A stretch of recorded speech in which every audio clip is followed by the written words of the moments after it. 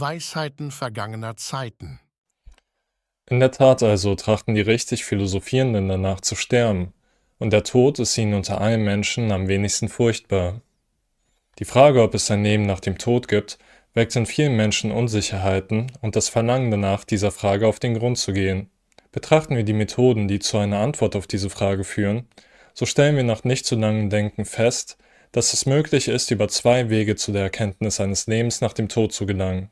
Der erste Weg, den wir ein anderes Mal besprechen werden, ist der, welcher auf esoterischer oder mystischer Erfahrung beruht. Durch diesen meinen die in bestimmte Mysterien Initiierten, unmittelbare Erkenntnis darüber erlangt zu haben, dass das Leben nach dem Tod nicht endet. Ein Beispiel hierfür sind die Mysterienkulte der Antike, wie die eleusinischen Mysterien oder der Dionysos-Kult.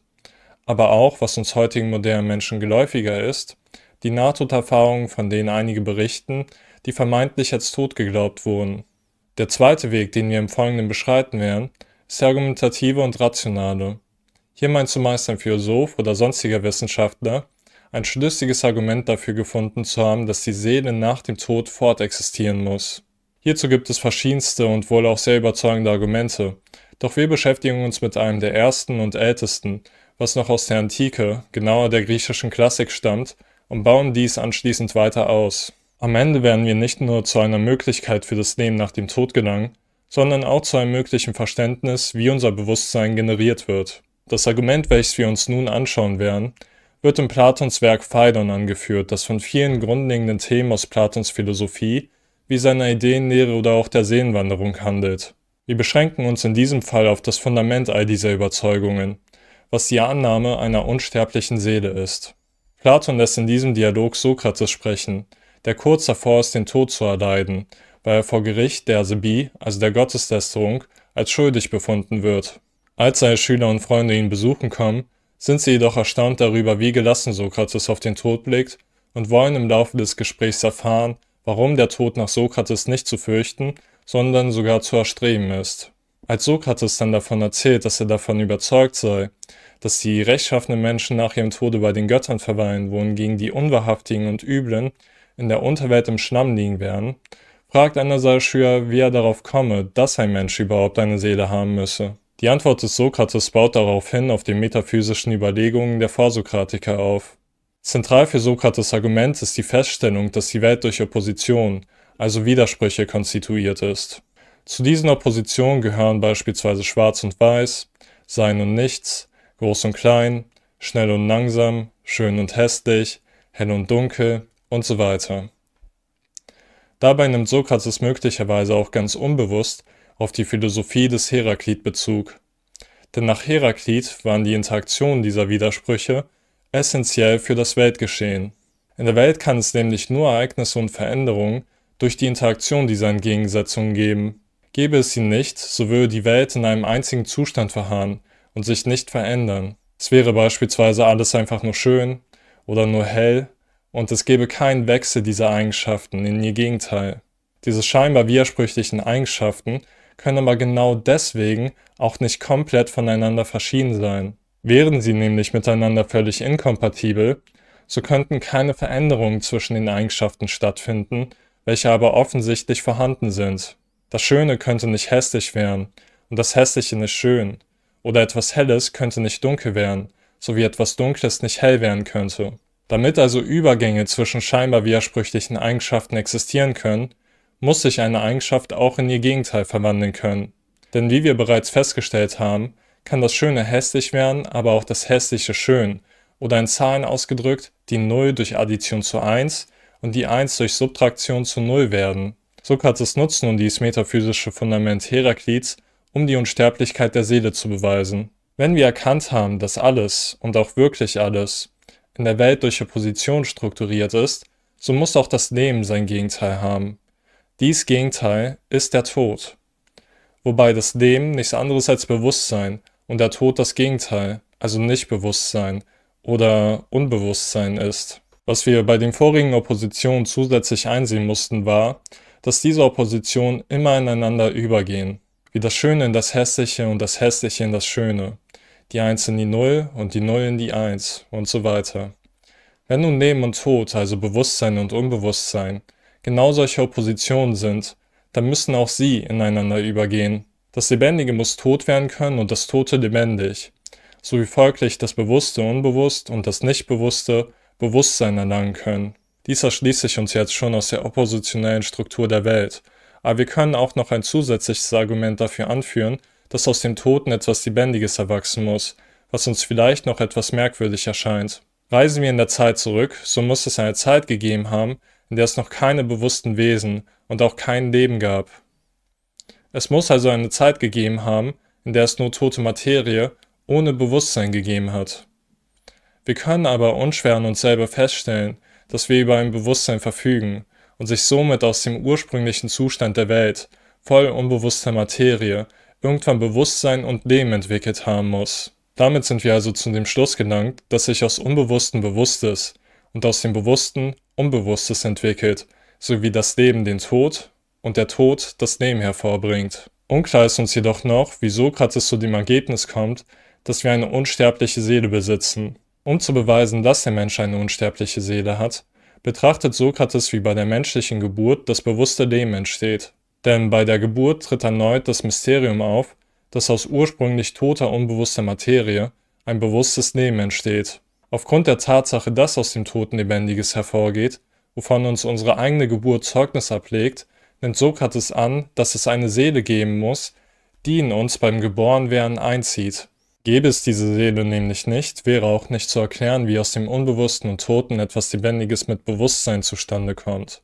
Bei der Geburt, also dem Übergang des Toten ins Lebendige, zieht also eine Seele in unseren Leib ein. Beim Sterben hingegen, dem Gegenteil der Geburt, tritt sie nach Sokrates wieder aus dem Leib. Bei dem Tod kann unsere Seele aber auch nicht vergehen. Würde nämlich die Seele jedes Menschen bei seinem Tod mit seinem Leib sterben, dann gäbe es auch keine Seelen mehr, welche bei der Geburt wieder in die Menschen einziehen könnten. Wir hätten sozusagen nicht mehr das Wechselspiel zwischen den gegensätzlichen Polen des Lebens, die ständig ineinander überfließen, wie es bei einen Gegensätzen, wie beispielsweise bei Dunkelheit und Helligkeit oder Schönheit und Hässlichkeit und so weiter der Fall ist. Der Tod würde also nicht mehr Leben werden können und ohne Leben gäbe es auch nicht mehr den Tod. Wir kommen somit zu dem Schluss, dass die Existenz von Leben und Tod auch die Existenz einer unsterblichen Seele voraussetzt, da wir ansonsten den Übergang der toten Materie in etwas Lebendiges nicht erklären könnten. Auch wenn Sokrates zu dem Schluss gelangt, dass es eine unsterbliche Seele geben müsse, welche das Tote verlebendigt, gäbe es auch noch weitere Möglichkeiten zur Erklärung, wie aus dem Toten Lebendiges wird und was mit dem Lebendigen passiert, wenn es ins Tote übertritt.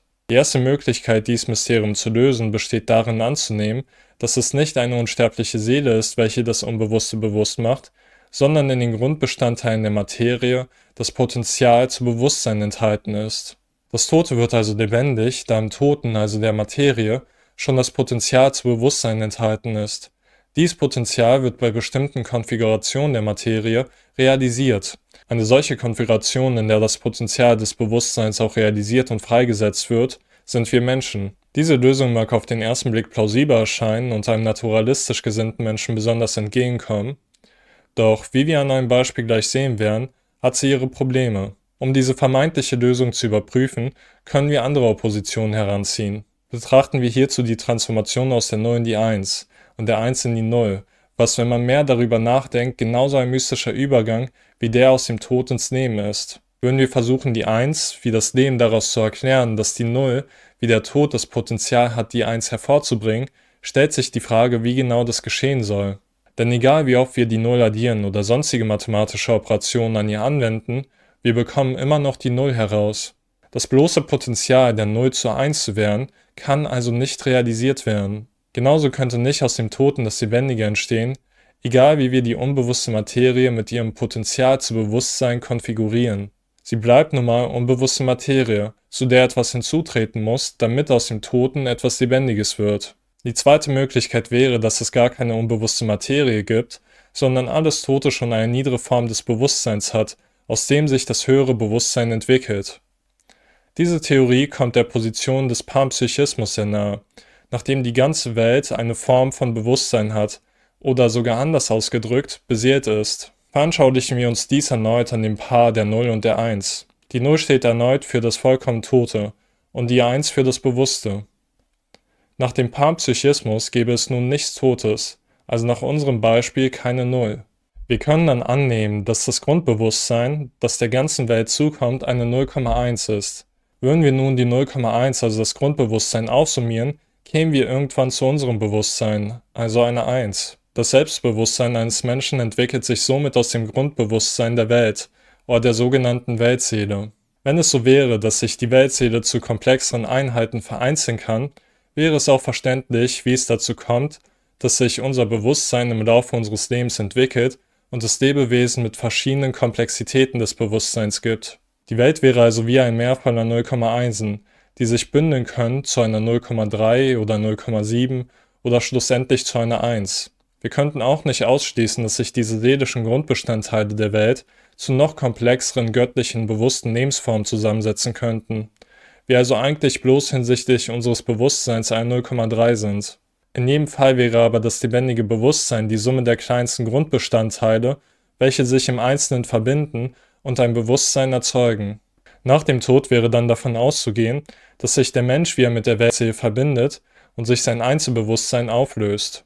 Die Individualseele wird aufgelöst und dann die Kollektivseele redistribuiert. Das Lebendige geht ins Tote und das Tote wieder ins Lebendige über.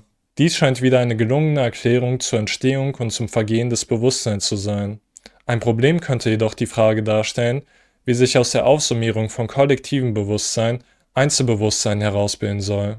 Kommen wir nochmal zurück zu unserer Allegorie mit der 1. Bei der Addition eines Bruchteils der 1 wieder 0,1 scheint es auf den ersten Blick keinen Widerspruch darzustellen, dass wir bei der Aufsummierung von der 0,1 irgendwann zu der 1 gelangen. Wir könnten dies auch in die arithmetische Gleichung 0,1 plus 0,1 plus 0,1 und so weiter gleich 1 umformulieren. Machen wir uns aber die Voraussetzungen für diese Gleichung bewusst. Was muss gegeben sein, damit wir die Gleichung formulieren können? Es ist nicht nur die 0,1, sondern auch die 1. Hätten wir nicht die 1, dann könnten wir die 0,1 gar nicht aufsummieren. Denn damit eine Addition erfolgen kann, brauchen wir eine größere Einheit, zu der die Teile aufsummiert werden. Hätten wir diese größere Einheit nicht, dann wäre es auch nicht möglich, die Teile der 1, also die 0,1, miteinander zu addieren, da die 0,1 keinen größeren Zusammenhang hätten. Die 0,1 wären sozusagen alle für sich selbst und hätten nichts, was sie zusammensetzt, zu etwas Größerem. Damit wir also überhaupt irgendwelche Einheiten miteinander addieren können, brauchen wir eine größere Einheit, in deren Richtung wir addieren. Wir verstehen dann die 0,1 nicht nur als selbstständige 0,1, sondern als Teile der 1, also die kleineren Einheiten als Teile einer größeren Einheit. Wie hilft uns diese Einsicht jetzt weiter, um die Entstehung des menschlichen Bewusstseins zu verstehen? Wenn wir bei der Möglichkeit verbleiben, dass sich das menschliche Einzelbewusstsein aus der Vielzahl an Grundbestandteilen des kollektiven Bewusstseins zusammensetzt, dann muss auch das kollektive Bewusstsein eine Einheit sein. Die Bestandteile des kollektiven Bewusstseins sind die 0,1. Das kollektive Bewusstsein als Ganzes ist die 1. Die Bestandteile müssen zusammenhängende Teile eines ganzen kollektiven Bewusstseins sein, da ansonsten sich die Teile zu keinen komplexeren Einheiten zusammensetzen könnten. Sie wären zusammenhangslos und könnten nicht aussummiert werden, wie die 0,1 vorhin zu einer 1. Da es aber solche komplexeren zusammenhängenden Einheiten gibt, wofür das menschliche, aber auch das animalische Bewusstsein einen Beweis liefert, müssen auch die Einheiten, die unser Bewusstsein zusammensetzen, ein Teil eines größeren, komplexeren Bewusstseins sein. Wir können nun auch sehen, dass dieses Bewusstsein, das uns alle enthält, weitaus größer und komplexer ist und nicht mehr fern von dem Begriff Gottes ist. Denn dieses kollektive Bewusstsein würde die geistige Leistung jedes Menschen und auch die aller Menschen zusammengenommen übersteigen, da es die geistige Leistung der gesamten Welt enthält. Gehen wir nochmal zurück zu unserem Zahlenbeispiel, müssten wir jetzt annehmen, dass wir beispielsweise 0,00003 sind, die aus 0,0000 und noch viel länger Einsen zusammengesetzt sind und solche komplexeren Einheiten nur durch die 1, also durch Gott, ermöglicht werden. Wir können somit nur durch Gott denken und unserer selbst bewusst sein. Das kollektive Bewusstsein hingegen wird wahrscheinlich Kontrolle über uns haben können, so wie wir Kontrolle über die niederen Teile unseres Bewusstseins haben, wie unsere Triebe oder auch unsere Instinkte. Auch nach unserem Tod würden wir Teil dieses größeren kollektiven Bewusstseins bleiben, weswegen nicht davon auszugehen ist, dass es nach unserem Tod keine Macht mehr über uns hätte. Was genau mit unserem Bewusstsein nach dem Tod passiert, erschließt sich uns jetzt noch nicht aus diesen Überlegungen, jedoch stehen einige Möglichkeiten offen. Es könnte sein, dass wir nach unserem Tod in die Grundbestandteile des kollektiven Bewusstseins wieder auseinanderfallen, also eins mit Gott wären. Es könnte aber auch sein, dass wir eine komplexere oder weniger komplexe Bewusstseinseinheit formen, also statt 0,00000 und so weiter 3 zu sein, 0,0007 werden. Vielleicht gibt es tatsächlich individuelle Abstufungen in der Komplexität unseres Bewusstseins nach dem Tod, worüber dann Gott, dessen Teile wir ja sind, urteilen würde. Dies sind alles nicht ferne Überlegungen, die sich in Mythen oder Religionen wiederfinden lassen. In jedem Fall ist es aber gewiss, wenn man unserer Argumentation folgt, dass es eine Form des bewussten Lebens nach dem Tod geben wird. Ganz praktisch bedeutet dies für uns, dass wir umso mehr danach streben sollten, ein gutes und gerechtes Leben zu führen. Die Angst vor dem Tod sollte für uns kein Grund sein, das Falsche, Schlechte und Ungerechte dem Wahren, Guten und Gerechten vorzuziehen. Denn wenn wir wissen, dass das Leben nach dem Tod nicht endet, haben wir mit dem Tod weitaus weniger zu verlieren.